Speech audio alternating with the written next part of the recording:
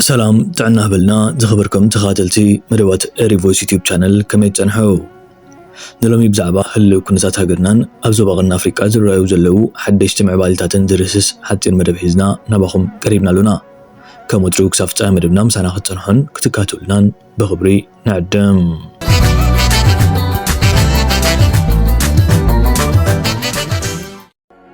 إذا فيديو رأيو زنزبار يكونن مومباسا يكونن مالديفز ونا يكونن انتايدا إيرترا قد حاجة تزرقي زي فل عينة فيديوهات كاوش إيرترا أبدات مال ألت تزرقي حلو بزري ودر لكم ناي تور إنفلونسر مالتيو أوش إيرترا أتيو بدرون سألو أبستفل عليه دسيتات كويد سألو مسلي رأيو معرخ ندي تصباهم دلوت إلتاوي أملا إثيوبيا بزلو جيجتن حد موغان هي واتساب كيت أفأزو على اللواقاتامي هيداتيو أب إثيوبيا عليتاو جيجت بيركا بلشونا عمت كوينات وق زرنيت بركوت بمخانو نسبات كجاجو لمتريو أب درجة حزبي ورجل فليات الناس فحب مقالو لما ولا أخبار حجز ببال عماتي كتالي قفعك بزخون نوي حوطيريو نايزابنت أملا إثيوبيا نوتي نعبي فتيرو زلو مقتل حد منسي بابا البوليسيو إذا أبشرو ميداس تبالا كاوي أباف دقم لبر بوليس تفتح مقتلت نهزب تاغتما قطعن هويلو نابقرانهات أديس أباخ واتن يرو يركب إذا رئيسو كمان كالعال قديز وسده مواتي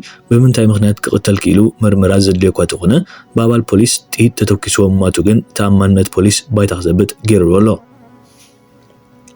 بغندون بوليس تاغر بقبن زحتتو زيغاتات بوحس بناتاك لقاق زرب مخانو هزبي كندتي تسفاتسون عيكونن بغمز لومي استفترة موت كفتان كلوغن لومي أب قرنات كواتة تقديد الله إذا مخنات كمتي محبروا ميداز قالها سلو أبالات بوليس نتمواتي كاب كالبو تحيزا موهم زمزوون أباف دقم دبر بوليس كتكتم كمز قتلوانيو بزحات نزد حرم القتال أم محبروا ميداك قالح بمقبر هزبي كتعوغ قلت أف دقب مغفاتهم أدي سابا لوم معلتي أب كبيد نوتي وديغا كم تركب مجتادي تغسو بوليس ولا كوادي حيرو مغلتي زوجة انتخونه محبرانا نكحتقن بوليس متحابل مغنيات تزيكوينو كال نجيقو كأمان زخل المرداتا كم زي أقربهم صحيفهم دلو كمتي استبالهم بوليس كوميشن تا كتما اتفتعمي كم استباله كم زيكونن قتالن تقتالن أقدمو قجت كم ترحم مواتي بخلا قداي تحيزو نام مدبر بوليس مسمسة دما أي آتونيلو كم زحنقلن بز جمرا زي مردا دما نابتيت متوكاس كم زبس حارديو እቲ ኮሚሽን እዚ ወላ እኳ ዘይሕጋውን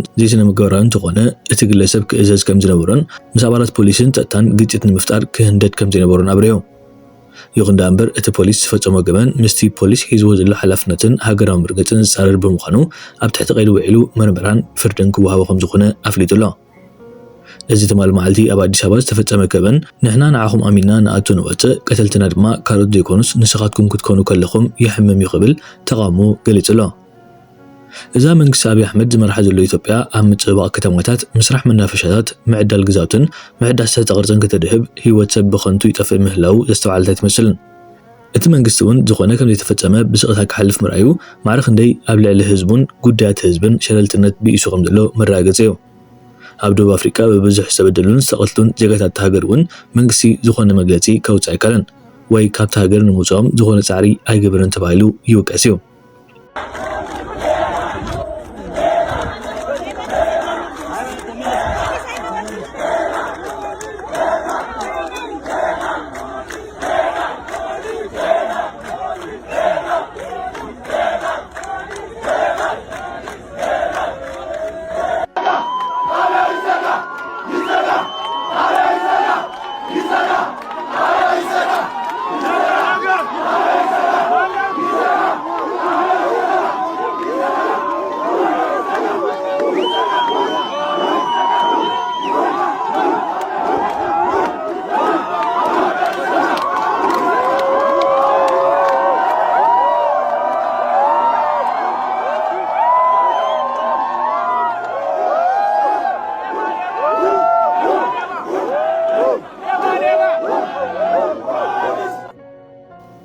بخل وجن أب تجري حدش معبالتات مس مقصدو تحيزو وتري سفينة خم دركب تحبيرو كل لا بريزيدنت هدسة بحدش كل لا بريزيدنت دكتور دبرتين كابيت صحفته مبرارو كبسرحو تأمخانو نبزحات أجري مزركب قدايو دكتور دبرتين مسابقات كابينة أخيبا مكيادو سيبون فدرال منقسز لأخا كالت توسعي درون أب سمايات مقالة كذن بمعلا تقليز الله إذا حبرتا ህወሓት ንዶክተር ደብረጽዮን ገብረ ሚካኤል ከም ፕሬዚደንት ክልል ምእዋጁ ኣብ ክልል ትግራይ ሓድሽን ሓደገኛን ፖለቲካዊ ወጥሪ ፈጢሩ ኣሎ። ተመሳሳሊ ስጉም ተሰዒቡ ግዜያዊ ክልላዊ ፕሬዚደንት መንግስቲ ትግራይ ሌተናል ጀነራል ታደሰ ወረደ ነቲ ተግባር ብሓይሊ ስልጣን ንምሓዝ ዝግበር ፈተነ እዩ ብምባል ብትርብ ምኹናን ከጋጥም ዝኽእል ሓደጋ ህወሓት ተሓታቲት ምዃና ጠንቂቑ። እቲ ኩነታት ዝያዳ ተሓስብ ዝገብሮ ድማ ሎሚ ሰሉስ ሓዊሱ ዶክተር ደብረጽዮን ዝተመረፀላ መዓልቲ ሓዊሱ ኣብ ልዕሊ ሰማይ መቐለ ነፈርቲ ውግእ ክሕንበባ ተራእየን። እዚ ድማ ደበና ኩናት መሊሱ ኣብ ልዕሊ ዞባ ኣንጠጢኹም ዘሎ መረጋገፂ እዩ። እዚ ህወሓት ዝወሰዶ ሓያል ስጉምትን ብግዜያዊ ምሕዳር ዝተዋህበ ሓያል መጠንቀቕታን ዝሰዓቦ ሳዕቤን ኣዝዩ ሓደገኛ ስለ ዝኾነ ነቲ ክልል ናብ ካልእ ተወሳኺ ሽግር ከእትዎ ይኽእል እዩ። ቀዳማይ እቲ ግጭት ኣብ መንጎ ዘይስሩዓት ሓይልታት ትግራይን ትካላት ጸጥታን ደም ምፍሳስ ከስዕብ ልዑል ተኽእሎ ከም ዘሎ ተንተንቲ ፖለቲካ ይገልጹ። ካልኣይ ኣብ ልዕሊ መቐለ ኣብ ሰማይ ዝተረኣየ ነፈርቲ ኩናት መንግስቲ ፌደራል ነዚ ግዜያዊ ምሕዳር ብምውዳቕ ስልጣን ብሓይልን መሓዝ ዝብል ስጉምቲ ኣቕሊሉ ከም ዘይወስዶ ዘመልክት እዩ። እዚ ድማ ንውዕል ሰላም ፕሪቶርያ ንምትግባር ካልእ ዙር ወተሃደራዊ ምትእታው ክጅመር ከም ዝኽእል ዘርኢ እዩ። እዚ ናይ ስልጣን ቃልሲ ብንብኡ ደው ኢሉ ናብ ማኣዲ ዝርርብ እንተዘይተመሊሱ ሰምዕ ሰላም ፕሪቶርያ ሙሉእ ኣብ ሓደጋ ክወድቕ እዩ። ምዕባለ እቲ ኩነታት ብንጹር ከም ዘርእዮ ኣብቲ ክልል ኣብ ከቢድ ሰብኣዊ ቅልውላው ወዲቑ ዝርከብ ህዝቢ ትግራይ ናብ ዓውዲ ኩናት ክመልስዎ ከም ዝኽእሉ ይሕብር ብዝብል ይቐሪቡ ዘሎ። ብልጽግና ከህወሓት ጉዳይ ላይ ግራ ተጋብቷል። ምን ያዋጣዋል ስታዩ ወደ ኋላ ወደፊት እያል ዛሬ መረር ያለ ፕሮግራም አለ። ዛሬ በእውነት የትግራይ ህዝብ የትግራይ በተለይ ፖለቲካል ሊደርሺፑ የደረሰበት ፈተና 3 ዓመት ከምናምን ተመልከቱ። ወደ ወረደ የሚባለው ሰውዬ ጋሽ ታዴ መቀላሉ ያምባቸው እጣ ፈንታ እንዲደርስበት ብሎ ነው አብይ አህመድ ሂድ ውስጥ ትንሽ ተዋቆሱ ብሎ ነው የላከው። ያውቀዋል እሱ ትግራይ አይቧቀስም ባህል አይደለም። አሜሪካ እዚህ ጋር እንዲህ ተሰዳድቦ ምናምን አይደለ እንዲህ ቦክስ ከተደረገ ሌላ ጉዳይ ነው። አሜሪካ ታውቃላችሁ እንደፈለግ ተነጋግረ አፍላፍ እንደዚህ ተላፍ ብሎ ነው መነካካት የለም። ሲቪል የሆነ ሶሳይቲ እንደዛ ነው። ሌላ ጊዜ ግን ምንም ማክሮፍ እንኳን ሳታቆት ግንባር ነው የሚል ማክሮፍ እንኳን መቀየሙ ሳታቅ ግንባር ነው የሚል አብይ አህመድ እቺን ጨዋታ የባህር ዳርዋን ስተት መቀለም ትደገም ብሎ ነው አስቦት የነበረው። ጋሽ ታዴ አልገባውም። ምናልባትም ተሸውዶ ሊሆን ይችላል። ጥቅም ከባድ ነው። ቢዝነስ ውስጥ ያለ ሰው እንደዚህ አይነት ህይወት ውስጥ መግባት የለበት። ቶሎ ነው መውጣት ያለበት። ሀብት ያለው ሰው ዝም ብሎ ራቆቱ የሚሄድ ሰው ምንም ሀብት ውስጥ የሌለ ሰው ነው እንደፈለገ ተናግሮ የሚሄደው። ለፖለቲካ ቁመናው ታማኝ ሆኖ የሚቆየው እዚህ ውስጥ ነው የሌለው። ተመልከቷቸው አዲስ አበባ ተመልከቷቸው። ጻድቃን ተመልከቱት ምናምን። አሁን ጻድቃን የሚክደው የትግራይ ህዝብ ጻድቃን እኮ በውስጡ በነገራችን እኔ እኮ አልካድኩም እኮ ያ ቡድን እኮ ነው ከሃዲ ብሎ የሚሰድበኝ እኮ ይል ይሆናል። በውስጡ እንደዛ እንደሚል እኔ ገምታለሁ ይላል። እሱ ትግራይን ክዶ መከላከያ መውረድ አለበት፣ ቲዲኤፍ መፍረስ አለበት ያለ ሚዲያ ላይ ተጎልቶ ይውሉ ስለ ቀይ ባህር የሚያማትረው አሁን ከአሜሪካ ጋር ይግጠም ከትራምፕ ጋር ይግጠም የቀይ ባህር